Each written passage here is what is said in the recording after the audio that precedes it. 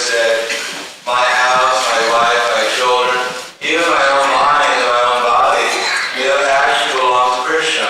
And now I'm surrendering them to you.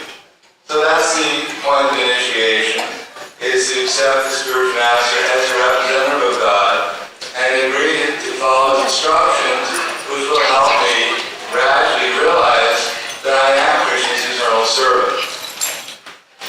What's that realization? Is made much simpler in this age by the chanting of the holy names. Because Krishna's name, his form, his quality, his pastime, they're all identical with him. So by simply chanting Hare Krishna, then Krishna is present.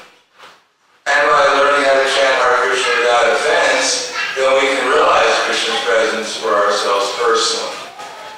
So that without offense means that we have to give up the mentality of being somehow or another independent of Krishna, independent of laws of individual nature, for the purpose of trying to have a good time in the material world, or at least to avoid a bad time. Therefore, there are offenses against chanting the holy name, and if we try to avoid them, then gradually our service attitude towards Krishna, his representatives, will increase. And as our service attitude increase, then we'll see that our body is simply an instrument which should be used as an instrument for Krishna, especially to spread the holy name. That my mind should be thinking of Krishna's pastimes in Vrindavan, or his instructions on the battlefield of Kurukshetra, and my words should be utilized to preach Krishna's glories. If we take it seriously, otherwise initiation, of course, it's nice having a different name for a while, different name. But that's really not the purpose of initiation. There's many people in India, they have many nice, beautiful Sanskrit names. And that doesn't mean they're necessarily devotees to Krishna or making any spiritual progress. But the name is simply to remind us that we're Krishna Das, that we're not Krishna, and we're not going to become Krishna. Even if we work very hard and sincerely at it. We don't want to disappoint anyone here, but that's more or less our philosophy. So, 10 offenses against chanting the holy name that we should avoid. The first one is the blaspheme the devotees who have dedicated their lives to propagation of the holy name of the Lord. Sometimes we think, well, an easy way of not blaspheming the devotees is simply to avoid them. Then I won't get myself into trouble. But actually, the positive aspect of this offense is we should positively seek the association of the devotees and try to serve them. Serving them doesn't mean to have a good time with them. I have my favorite friends, we're all devotees. We have our favorite movies. Sometimes we go and watch devotional movies like Avatar.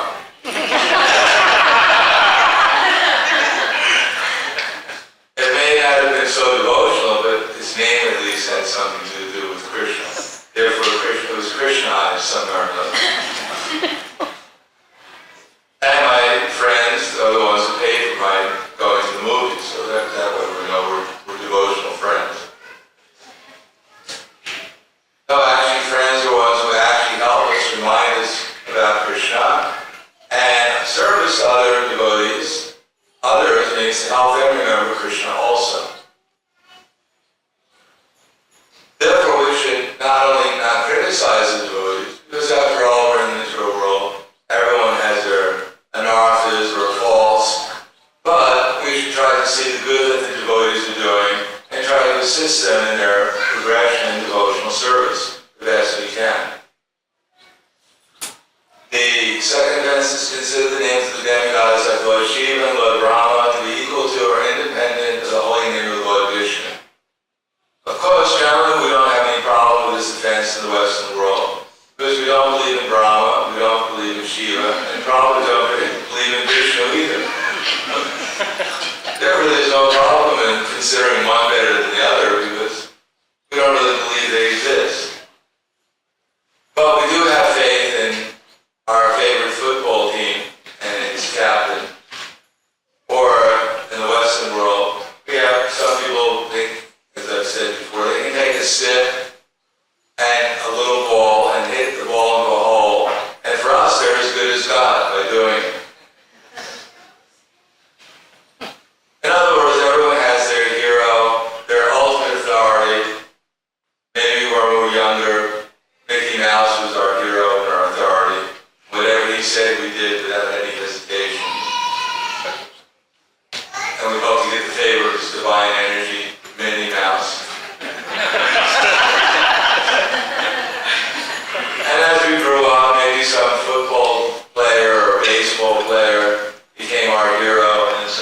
star, and maybe even a politician, who knows.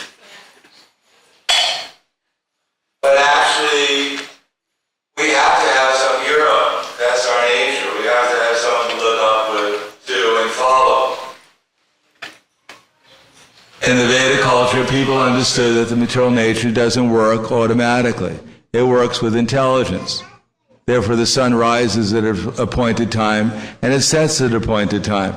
It's not simply some fanatical Hare Krishna philosophy that the sun's coming up at an appointed time and setting its appointed time. It's just obvious to those who have some discrimination, some perception.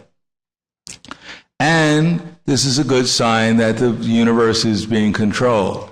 Now, just like in the government, there may be a supreme head of the government, like the president, but he has many persons working underneath him, controlling different departments. But ultimately, they're working underneath him.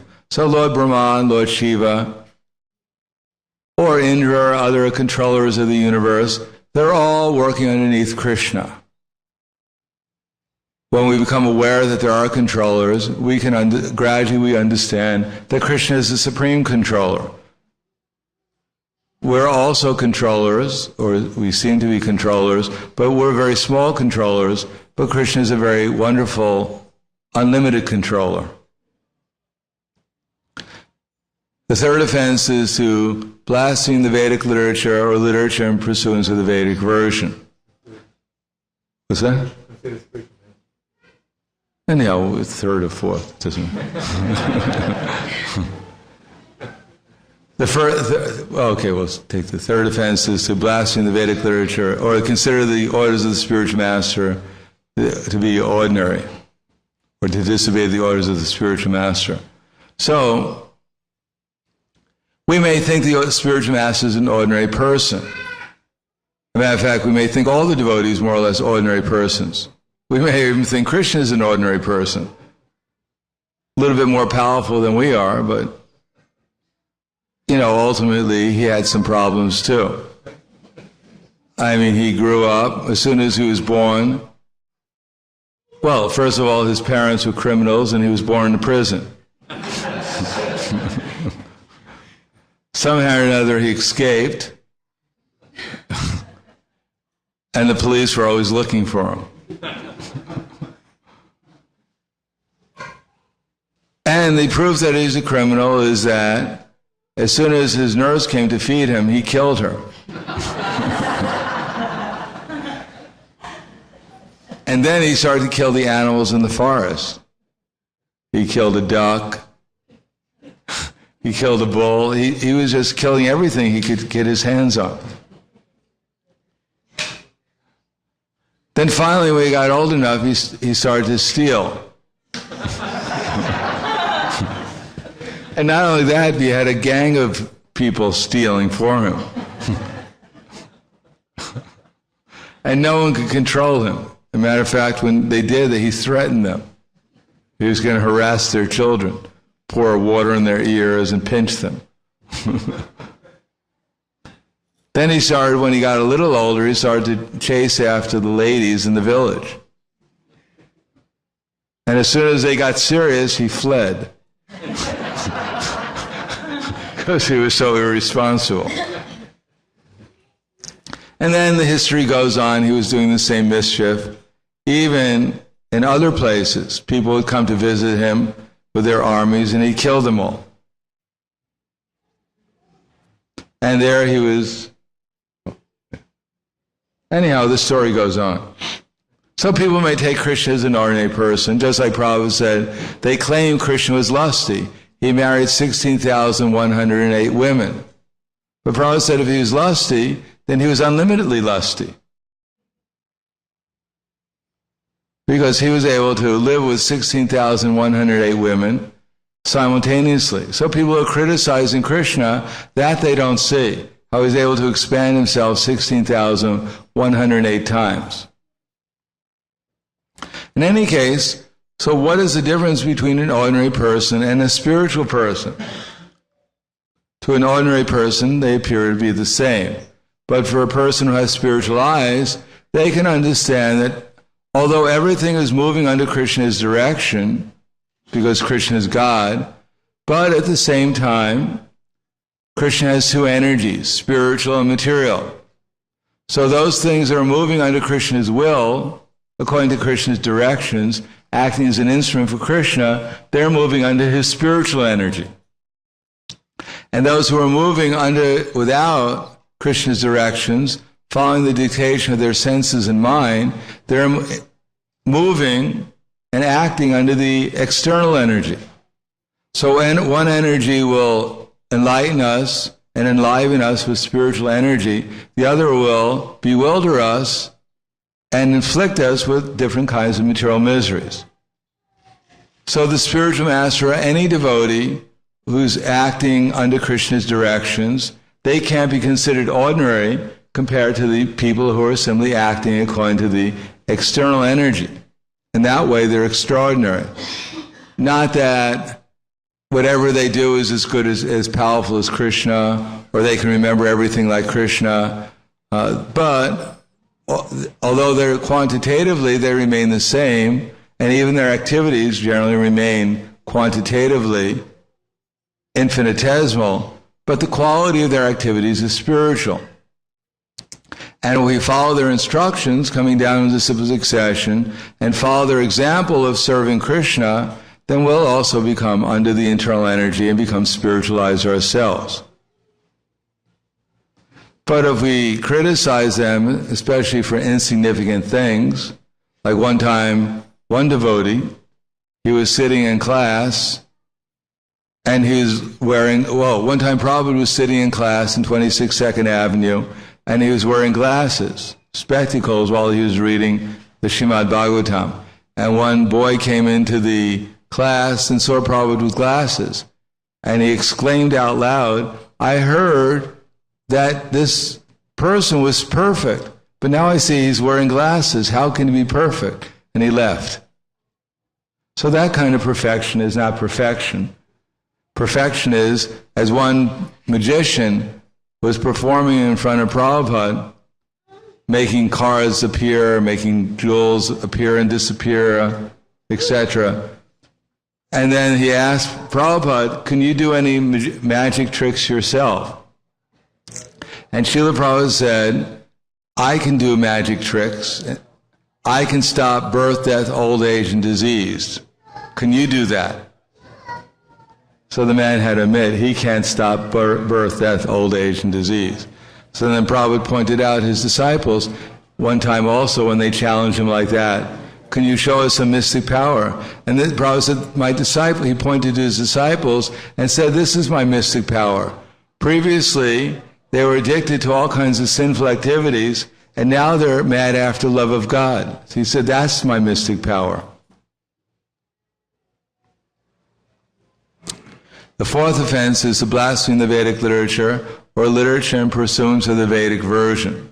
So in the Vedic literature, there are so many instructions, there are so many descriptions which are completely beyond our imagination. And therefore, naturally, we'll become skeptical, or even we'll think it's mythology. But the Vedic literature is not a fairy tale, but much of it is beyond our present comprehension and experience. But that doesn't mean it's wrong. Neither we can prove it's wrong, nor we can prove it's right, in one sense. But what we can do is try to follow the instructions that pertain to us under our present circumstances, that promise to help us advance spiritually. And if we do that, then gradually we'll realize the potency of the Vedic literature.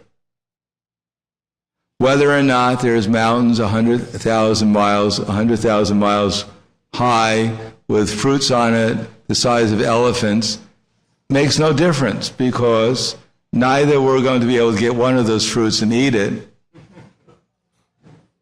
It makes no real difference, nor we can prove it's not there. We can claim, "I've gone to all the grocery stores and I've never seen a mango fruit the size of an elephant." So how is it possible? Well, we haven't been to the grocery stores, every grocery store in Jambudweep. But whether we can go to those grocery stores or not doesn't make any difference. But if we hear the instructions how to chant the holy name, for instance, without offense, and we do that, and we experience Krishna's presence, that's a lot more powerful than seeing a tree the size, or a mountain, or a tree the size of a extraordinarily high tree. The fifth offense is consider the glories of chanting Hare Krishna to be imagination. So there are so many descriptions about the glories of chanting Hare Krishna. We ourselves may not be able to experience them, but if we pay attention, we learn how to pay attention to when we're chanting Hare Krishna, then gradually we'll be able to experience that Krishna is actually present in His holy name. But before that, by chanting Hare Krishna, we can see at least that it has certain effects.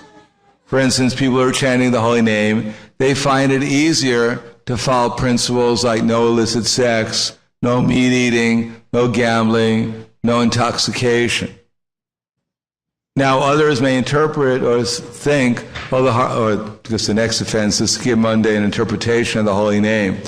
We may consider that all these glories written in the Vedic literature about the holy name are imagination, and that the effect of chanting the holy name is because, as one poet said, the effect is because when the people are chanting, they're hyperventilating, and that gets them high. But that's not the effect of the holy name. You can try hyperventilating. A lot of people hyperventilate, but they don't follow four regular principles in their life, nor are they interested in advancing spiritually. So the chanting is something spiritual. We can go on chanting Hare Krishna, and we don't get tired of chanting Hare Krishna. We can do it day after day after day, and therefore it must be of a different quality. Prabhupada used to say, if we chant water, water, water, after a while we get tired of chanting water, and we never really get a taste of water by chanting water. But when we chant the holy names of Krishna, or the holy names of God, then the result is we actually feel elevated in consciousness. And it's not due to hyperventilation or some other mundane reason. It's due to the fact that Krishna and His name are non-different, and that we're actually associating with the supreme source of all happiness and illumination eternally when we chant Hare Krishna. Seventh offense is the seventh offense is to commit sinful activities on the strength of chanting the holy name. So sometimes in some religions, they think that if we take shelter of the leader of the religion, then we get some immunity from our sinful reactions. It's like you have a credit card.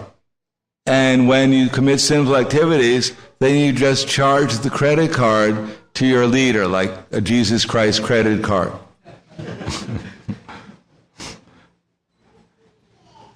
So you commit some sinful activity, and some agent of the Supreme Lord comes to take you away and say, well, don't take me away.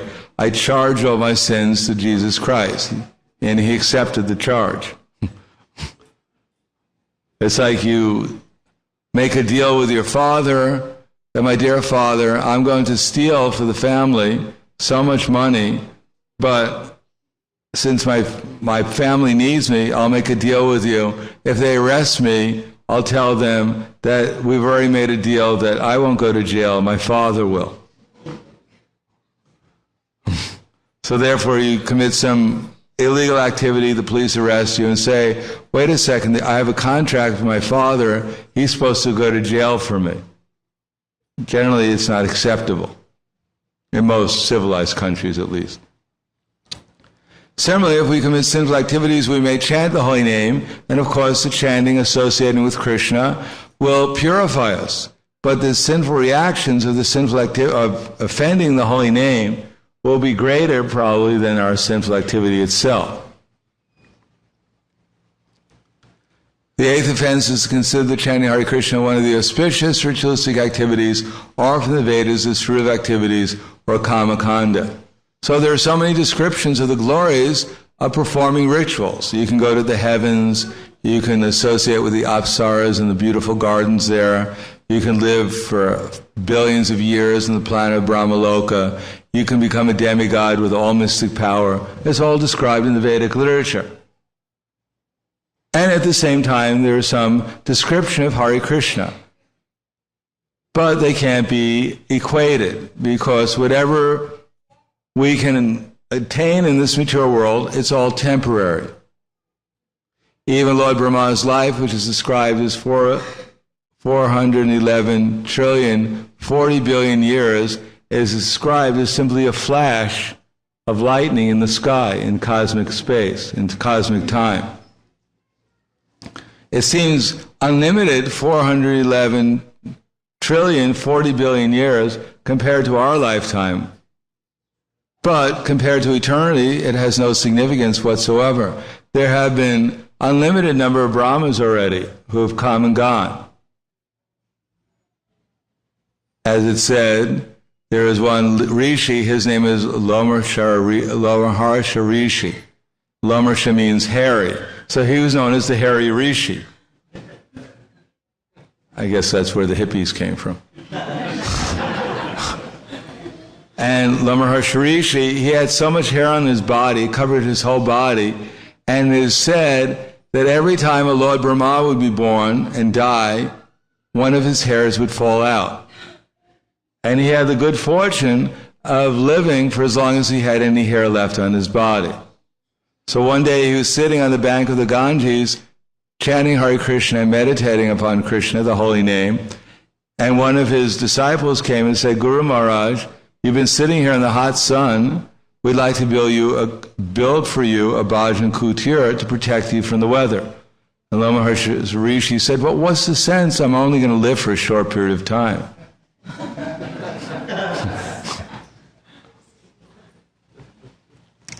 Therefore, the result of chanting Hare Krishna is we can go back to the spiritual world where we can enjoy life with Krishna, unlimited love and bliss, in full consciousness forever. And everything else besides that is just temporary. The ninth offense is to instruct a faithless person about the glories of the holy name. Of course, that doesn't mean that we shouldn't preach, but we should preach appropriately, according to what people can understand. Srila Prabhupada, he constantly preached about the difference between matter and spirit, because for most of us, if not all of us, that's a difficult thing to understand, that we're actually different from our body. And even if we can temporarily understand that our body is changing and that we're not changing, still to actually put into practice requires a great amount of concentration, effort, consistent. Therefore, that was the level that Prabhupada saw fit to preach on to help elevate us to the spiritual platform. And when he found people could not understand that level of awareness, the difference between matter and spirit, Prabhupada would preach on the principles of Vana and Ashram. And when he saw people couldn't understand Vana and Ashram, that we should have an intelligent people in society to guide society, then he asked for some prasadam to give to them. And talked about the weather or something. But he didn't try to, Prabhupada was expert at preaching. One time some ladies came, they thought that Prabhupada was a great mystic. They heard he was a great mystic. So they came to see him. Prabhupada was sitting there chanting, and they walked in and sat down, and Prabhupada didn't say a word to them. And they sat there for half an hour. Prabhupada kept on chanting. They looked at him, and they walked out and said, yes, he's a great mystic. He's completely in samadhi. So Prabhupada was in touch with the Super Soul. He knew exactly who to preach to and how to preach. So if we want to know how to preach, we should read Prabhupada's conversations and listen to his classes, and then we'll find out how a person who's actually situated in transcendence knows how to apply the philosophy according to time, place, and audience.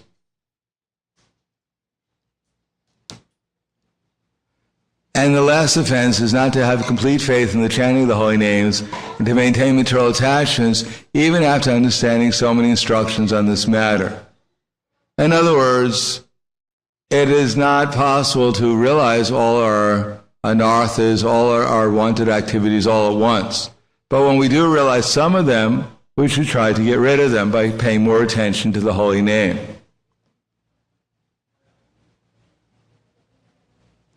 It is not that we should think that I have some precious anartha and I really don't want to get rid of it. I've saved it up since time immemorial, and it's just too nice to get free from. So I'll give Krishna anything, but don't take away that anartha. No, Krishna will try in so many different ways to convince us to get rid of our anarthas, but if we're really attached to it, I have this anartha, look at it, isn't it nice? My mother loves it. I had it when I was a baby. She has a picture of it. She'd be disappointed if I gave it up. No, we should realize that there are things that stand in the way of realizing Krishna, and Krishna is so great, he's worth giving up anything for. One time, Shyama Prabhu, in 1967, he was making the first deities of Lord Jagannath, carving them for San Francisco Rath Yatra. And it took him a long time because he was a perfectionist, and he did them in his house. So he was chipping away, and probably was becoming impatient.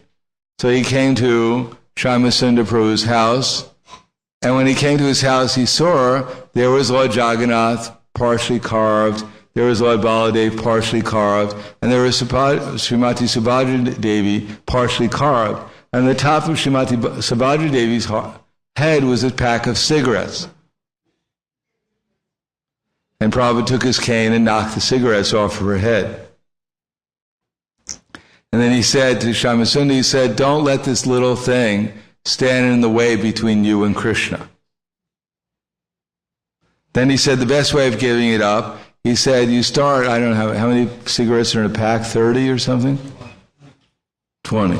So start with 20, and then work your way, smoke 20 one day, and then work your way down, do one less every day until you come out to 0. So Prabhupada knew, how to preach to help people give up their attachments. If you read I think it's the Amrita, there were devotees, they were very attached to coffee and donuts. And I guess it was in Haight-Ashbury. So Prabhupada, he was also very encouraging to them. There were another group of devotees who were much more strict, but they were not so much into preaching. They followed very strictly. The ones who were into donuts and the coffee, they generally were much more outgoing and preachers. And whenever Prabhupada would pass by, they'd duck when he passed by the... But Prabhupada, somehow or another, at that particular time, we don't recommend coffee and donuts, by the way. But he was able to tolerate it because he understood that by preaching, eventually they'd become purified, and they might give up the coffee. I don't know about the donuts, especially if they were made without eggs.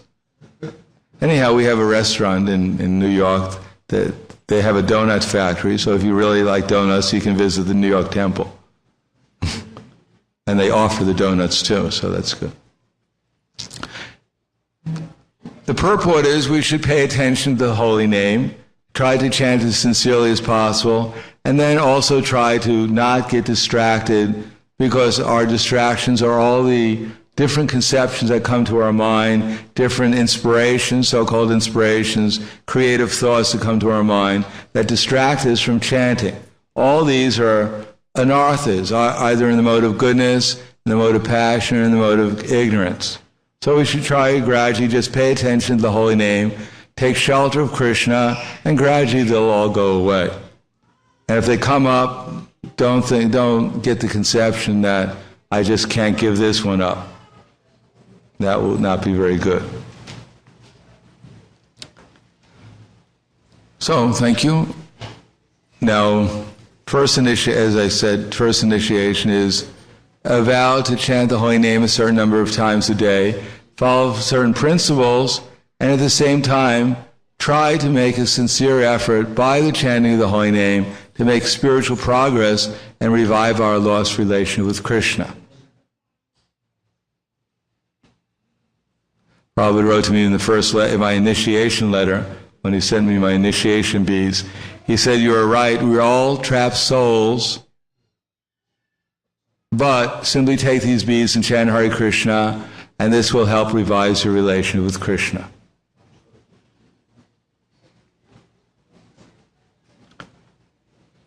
So much to put on the neck beads. We give the beads now. We also give a paper bag.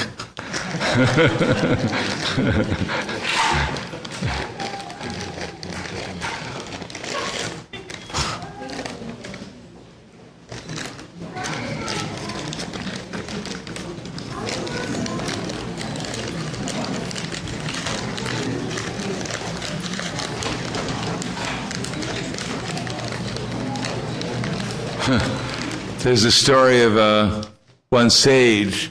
He did a sacrifice. But he had a cat and he didn't have anyone to take care of the cat. So he tied the cat up next to the sacrifice.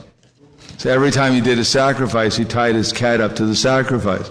So his disciples thought that in order to perform the sacrifice properly, you needed a cat to be tied up next to the sacrifice.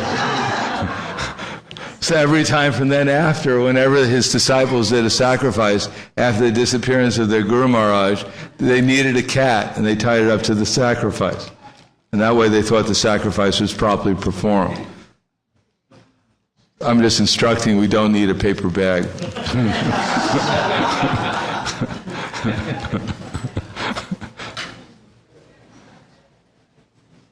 So now we'll give the beads. Are they tied on? Yes. So you can come here first, pay obeisances to Prabhupada, and then you can come back. You can go over there, actually.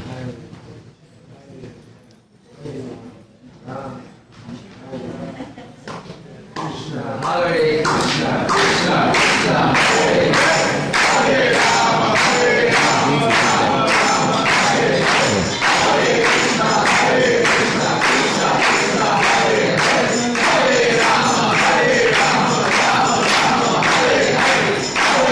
Krishna, Hare Hare, Hare Rama, Hare Rama, Rama Rama, Hare Hare, Hare Krishna,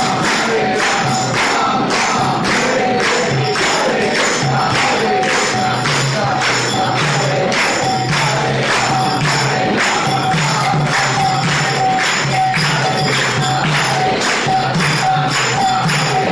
Rama, Rama Rama,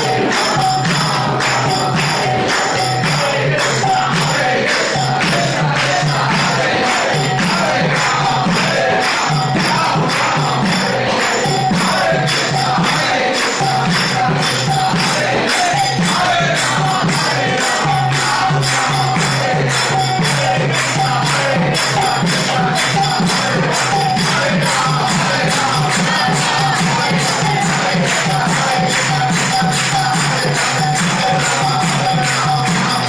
Rama, Hare Hare. So you should pay obeisances.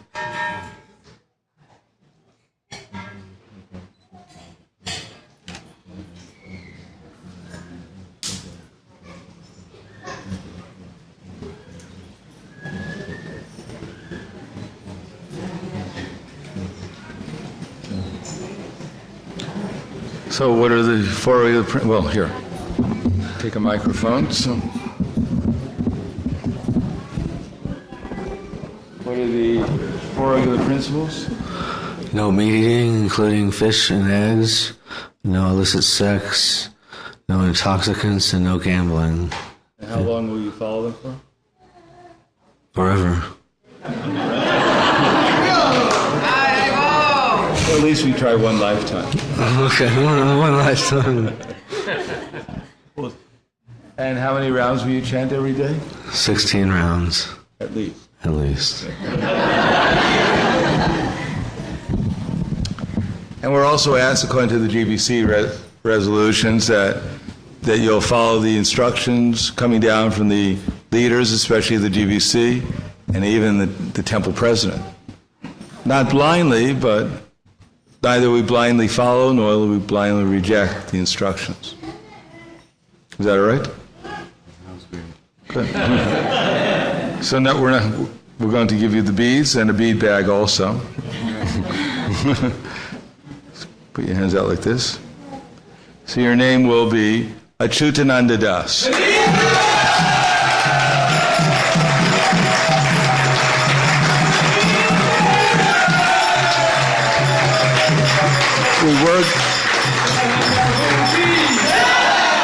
We were going to give the name of Arjuna because it runs in the family, but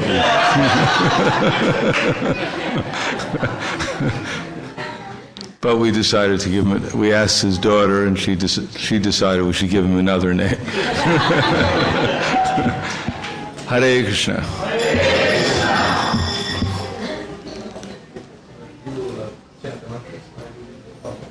You want me to do that? Okay. Do we have a book? Okay, sorry.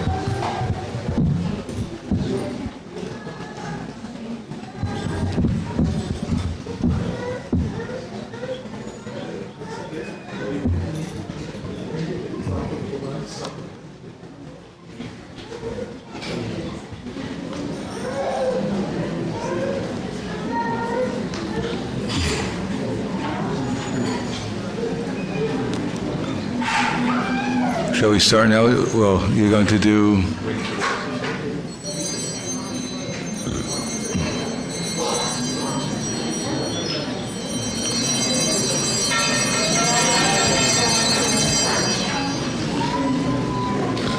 Jai Shri Shri Radha Kalachandri Ki Jai.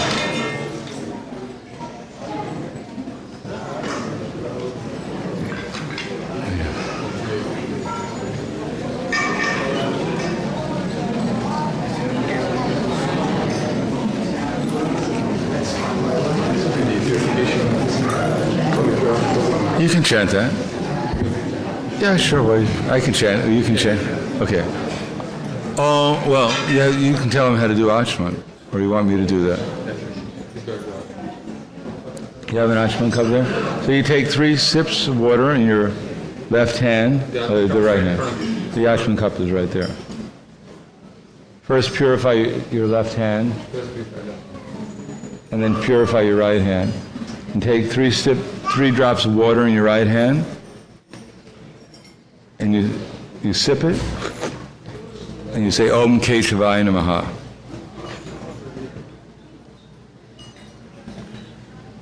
And just take another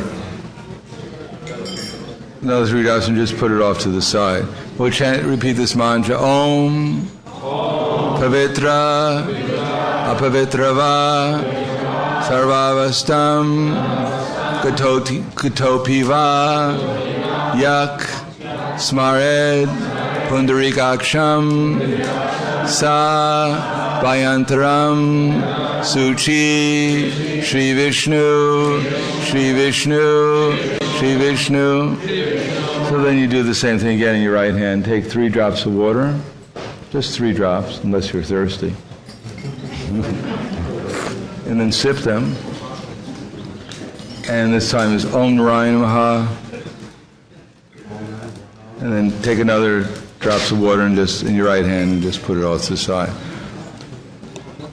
Om Pavitra Apavitrava Sarvavastam Katopiva Yak Smared Pundarikaksham Sa Vayantaram Suchi Shri Vishnu Shri Vishnu Shri Vishnu.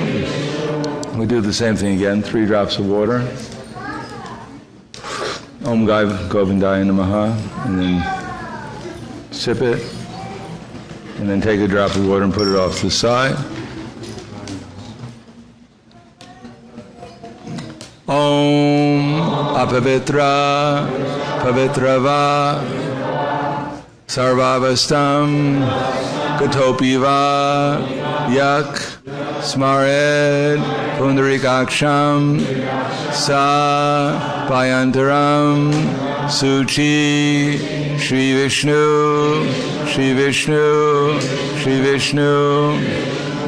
So this means pavitra, purified, apavitra va, or unpurified, sarvavastam katovi va, having passed through all different situations in this lifetime, yaksmarat pundarikaksham, one who remembers the lotus-eyed Supreme Personality of Godhead, both within, he becomes purified both within and without himself. Now we'll start with these mantras, and you have some grains to throw into the fireside. So you take them between, don't use this finger, the index finger, and then you just throw a little. Make sure you don't hit Nityananda Prabhu. Om Agyana Timirandasya Gyananjana Salakaya Chakshur Unmilitam Yena Tasmai Shri Guruve Namaha Swaha. So you throw some grains in there. Swaha. Throw the grains. When I say throw swaha, you throw the grains. The fire's hungry. You got to feed it. Shri Chaitanya Manobishtam Stapitam Yena Bhutale Swayam Rupa Kadamayam Dadati Swa Padantikam Swaha Swaha Swaha Mandeham Shigro Shiyuta Parakamalam Shigrum Vaishnavamscha Shirupam Sagrajatam Sahagana Raganatam Tam Vitam Sajivam Savaitam Savadutam Prijana Saitam Krishna Chaitanya Devam Shri Radha Krishna Padan Sahagana Lalita Shri Sakans Vitams Cha Swaha Swaha Swaha.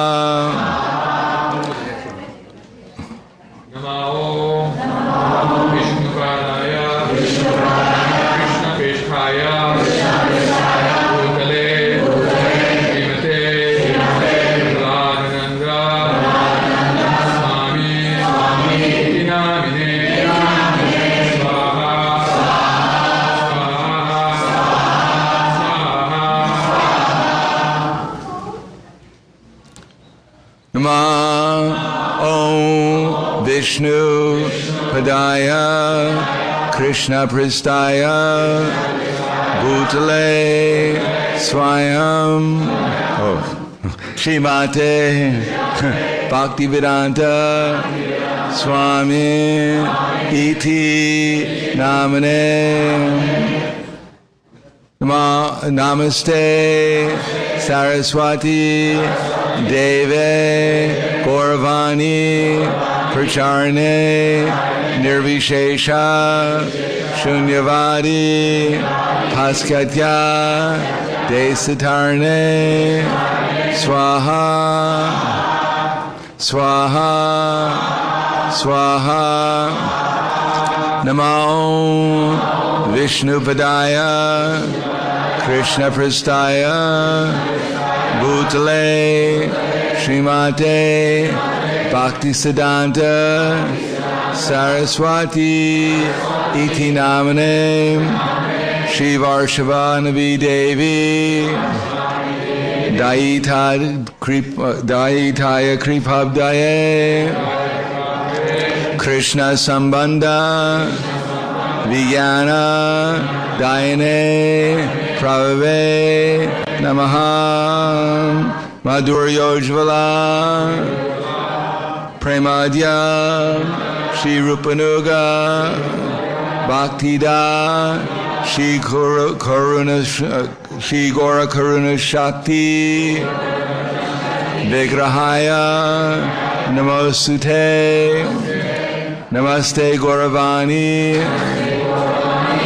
Shri Mortaye Dinatarane Rupanuga Viruda Apasantanta Dwanta Harine Namo Gaurakasharai Swaha Swaha Swaha Namo Gaurakasharaya Sakshad Vairagya Murtaye Vipralamba Vasambode Padambo Jaya Te Namaha Swaha Swaha Swaha Namo Bhakti Vinodaya Acyutananda Namane Gaura Shakti Srupaya Rupanuga Varayate Swaha Swaha Swaha Gauravira Bhava Bhumes Tvam Nirdesha Sajjana Priyaha Vaishnava Sarvabhauma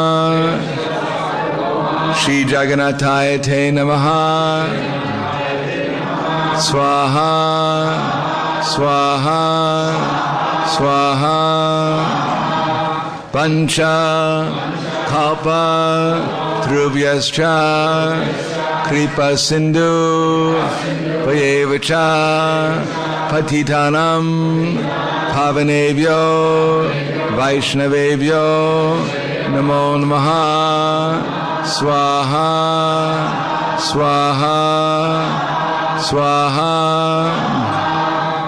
Namo Mahavardhaya Krishna Prema Pradayate Krishnaya Krishna Chaitanya Namane Gauratvise Namaha Swaha Swaha Swaha Panchatattva Vikam Krishnam Bhaktarupa Swarupakam Bhaktavatara Bhaktyakam Namami Bhakta Shaktikam Swaha Swaha Swaha Hey Krishna Karnasindho Dinabandho Jagatpate Gopesha Gopika Kanta Radha Kanta Namostute Swaha Swaha Swaha Jayatam Suratopangur Mamamanda Matirgati Matsarvaswa Padambojo Radhamadana Mohano Swaha Swaha Swaha Divya Vrindaranya Kalpadrumada Srimad Ratnagara Singhasanastau Shrimad Radha Srila Govinda Devo Prestalabi Sevyamano Smarami Swaha Swaha Swaha Srimad Rasa Rasarambi Vangsivata Taterstitaha Karshan Venu Swaner Gopir Gopinatha Shri Sunaha Swaha Swaha Swaha Tapta Kanchana Gorangi Radhe Vrindavaneshwari Vrishubhanu Sutadevi Pranamami Hari Priye Swaha Swaha Swaha Shri Krishna Chaitanya Prabhu Nityananda Shri Advaita Gadadhar Shri Vasudeva Gaur Bhaktavrinda Swaha Swaha Swaha Hare Krishna Hare Krishna Krishna Krishna Hare Hare Hare Rama Hare Rama Rama Rama Hare Hare Swaha Swaha Swaha.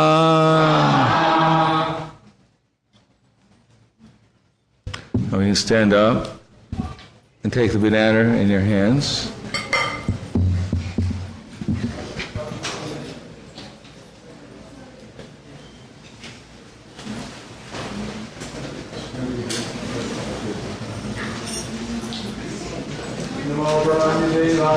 Namo